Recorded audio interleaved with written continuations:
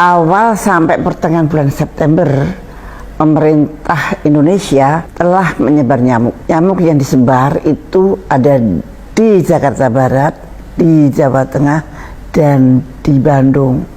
Kemudian pada November ini, Bali merupakan giliran yang berikutnya. Nah, ceritanya kenapa pemerintah menyebar nyamuk? Ternyata penyebaran nyamuk ini adalah salah satu dari program dunia, World Mosquito Program. Jadi dunia mempunyai program untuk menyebarkan nyamuk. Nyamuk itu direkayasa genetika, jadi gennya yang direkayasa dan disuntik dengan Walbohia. Mereka mengklaim dan sudah dibuktikan, mereka sudah membuktikan dalam penelitian dengan para ahli dari UGM bersama-sama dengan dari luar, mengatakan bahwa nyamuk yang direkayasa genetika dan disuntik Walbohia tersebut terbukti bisa menurunkan 77% angka kesakitan demam berdarah di wilayahnya. Ini sangat luar biasa. Maka WHO pun merestui program nyamuk dunia itu untuk menurunkan angka kesakitan demam berdarah. Nyamuk yang dipakai itu adalah Aedes aegypti.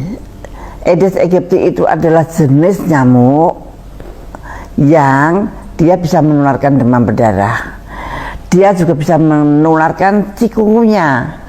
Cikungunya dan demam berdarah itu bisa ditularkan pada pagi sampai sore.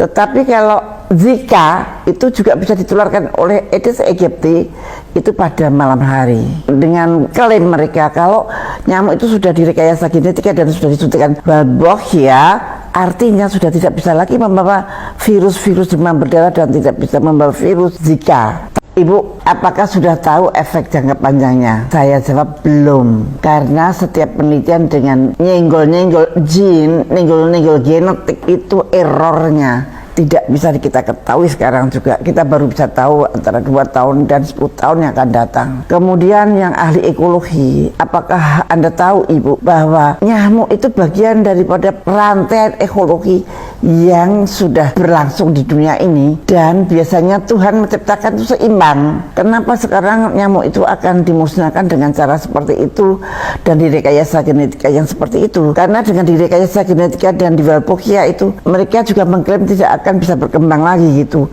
Nah, justru para ekolog itu pada mengkhawatirkan karena takut banget kalau itu akan berakibat fatal pada tahun-tahun berikutnya nanti. Nah, ada contohnya enggak? Ada Bu, pernah di suatu pulau di mana kupu-kupunya itu dihilangkan karena kupu-kupunya terlalu banyak dan mengganggu. Maka kupu-kupu dihilangkan dari suatu pulau, dan apa akibatnya? Akibatnya ada tornado. Itu akibatnya kan sangat jauh dari apa yang kita bayangkan. Maka mereka pada protes, dan masyarakat Bali lebih dahulu mengetahui, mereka melakukan protes bersama-sama. Memang ini adalah program dunia, ada 11 negara yang dilibatkan termasuk Indonesia, Singapura, Australia dan sebagainya. Tetapi Singapura mengundurkan diri, tidak mau negaranya disebari nyamuk, dan sekarang Singapura nggak ikut. Nah, sekarang Buleleng, Denpasar atau Bali, mereka khawatir kalau sampai Bali disebari nyamuk, maka itu akan menakutkan para wisatawan, dan kalau wisatawan tidak mau ke Bali, maka mata pencaharian rakyat Bali akan hilang. Maka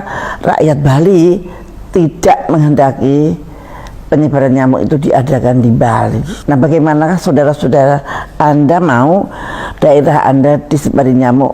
Barangkali Anda nggak merasa ya. Jawa Barat, Jakarta Barat sudah disebari nyamuk. Bagaimana sih caranya nyebarin?